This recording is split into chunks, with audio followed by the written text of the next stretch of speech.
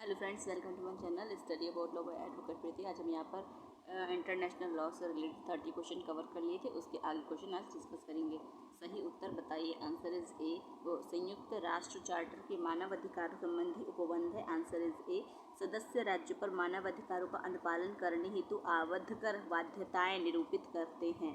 Question number 32 है कि निम्नलिखित में से कौन सुरक्षा संयुक्त राष्ट्र संघ का मुख्य अंग नहीं है? तो आंसर इज डी, मानवाधिकार आयोग। क्वेश्चन नंबर 33 है कि संयुक्त राष्ट्र संघ के चार्टर का कौन सा अनुच्छेद आत्मरक्षा की संकल्पना की विवेचना करता है? आंसर इज डी, अनुच्छेद 51। क्वेश्चन नंबर 34 है कि संयुक्त राष्ट्र चार्टर के किस अनुच्छेद के अंतर्गत सदस्य राष्ट्रों को एकल और सामूहिक आत्मरक्षा अधिकार की मान्यता दी गई है? आंसर इज बी, अनुच्छेद 51। क्वेश्चन नंबर 35 है संयुक्त राष्ट्र चार्टर के किस अनुच्छेद में आत्मरक्षा का अधिकार अनुमान्य है? आंसर इज बी, अनुच्छेद 51। संयुक्त क्वेश्चन नंबर 36 है कि संयुक्त राष्ट्र चार्टर का अनुच्छेद 51 उपबंधित करता है? आंसर इज ए, आत्मरक्षा का अधिकार। क्वेश्चन नंबर 37 है कि संयुक्त राष्ट्र संघ में कितने प्रमुख अंग है? Question answer is C, 6। क्वेश्चन नंबर 38 है कि निम्नलिखित में से कौन सा संयुक्त राष्ट्र संघ का अंग नहीं है? तो आंसर सी, अंतर्राष्ट्रीय श्रम संगठन। क्वेश्चन नंबर 39 है कि निम्नलिखित में से कौन सा संयुक्त राष्ट्र संघ का एक विशिष्ट अभिकरण नहीं है? तो आंसर इज बी, संयुक्त राष्ट्र बाल निधि।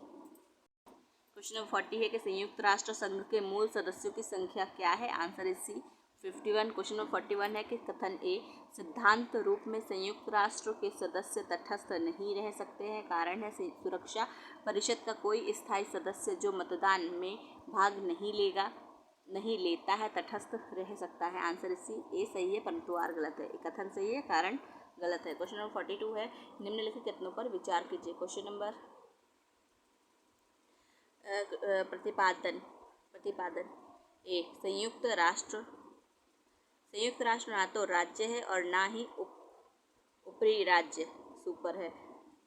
तर्क है कारण महासभा के प्रस्तावों का बाध्यकारी विधिक प्रभाव स्वीकार नहीं किया जाता है। केवल सुरक्षा परिषद के निर्णय का ही विधिक और बाध्यकारी प्रभाव है।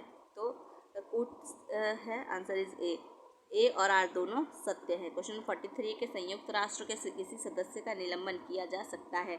आंसर इज बी, सुरक्षा परिषद की संस्तुति पर महासभा द्वारा। क्वेश्चन नंबर 44 है कि निम्नलिखित में से कौन सा कथन सही नहीं है? यह प्रत्येक सदस्य का कर्तव्य है कि आंसर इज सी, महाशक्तियों द्वारा किसी राज्य के विरुद्ध की गई कार्यवाहियों में सहायता करे। क्वेश्चन नंबर 45 है कि निम्नलिखित में से कौन सा संयुक्त राष्ट्र सदस्यता से किसी राज्य का निष्कासन कर सकता है? आंसर इज डी, सुरक्षा परिषद की संस्तुति पर महासभा। क्वेश्चन नंबर 46 है कि संयुक्त राष्ट्र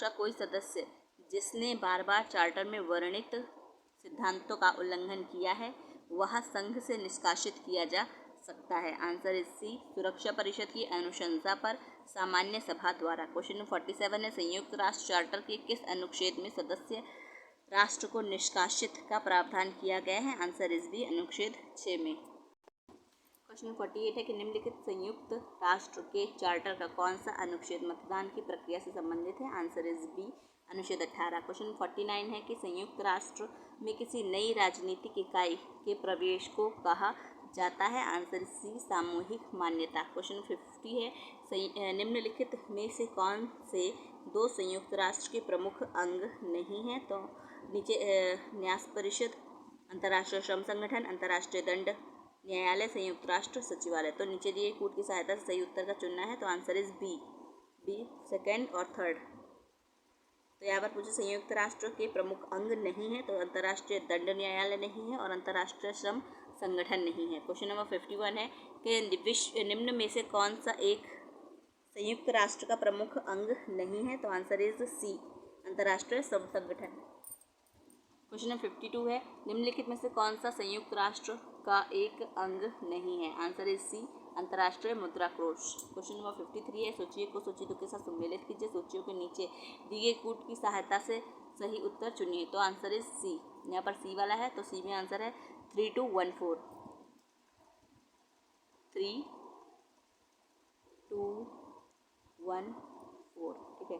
महासभा की संरचना, अनुच्छेद 9, सुरक्षा परिषद की संरचना अनुच्छेद 23, आर्थिक एवं सामाजिक परिषद की संरचना अनुच्छेद 61 और न्यास परिषद की संरचना है अनुच्छेद 56। 56 क्वेश्चन नंबर 54 है, अंतर्राष्ट्रीय विधि के स्रोत का प्रमाणिक विवरण मिलता है। आंसर इससे अंतर्राष्ट्रीय न्यायालय के स्टैट्यूट के अनुच्छेद 38 में, ठीक है। क्वेश्चन नंबर 55 है, संयुक्त सभ्य राष्ट्रों द्वारा मान्यता प्राप्त विधि के सामान्य सिद्धांत से अभिप्राय है। आंसर इज ए, नियम जो अधिकतर राज्यों द्वारा अपनी राष्ट्रीय विधि स्वीकार किए गए हैं। यहाँ पर क्वेश्चन पूछा 55 की सभ्य राष्ट्रों द्वारा मान्यता प्राप्त विधि के सामान्य सिद्धांत से अभिप्राय है, तो आंसर इज नियम जो अधिकतर राज्यों द्वारा अपनी राष्ट्रीय विधि में स्वीकार किए गए हैं। क्वेश्चन नंबर 56 है कि सिविल एवं राजनीतिक अधिकारों से संबंधित अंतर्राष्ट्रीय संविदा को महासभा ने अंगीकार किया था। आंसर इज डी, 16 दिसंबर 1966, 16 दिसंबर 1966 को। यहाँ पर महासभा वाला टॉपिक नेक्स्ट चैप्टर वीडियो में कवर करेंगे। Thank you.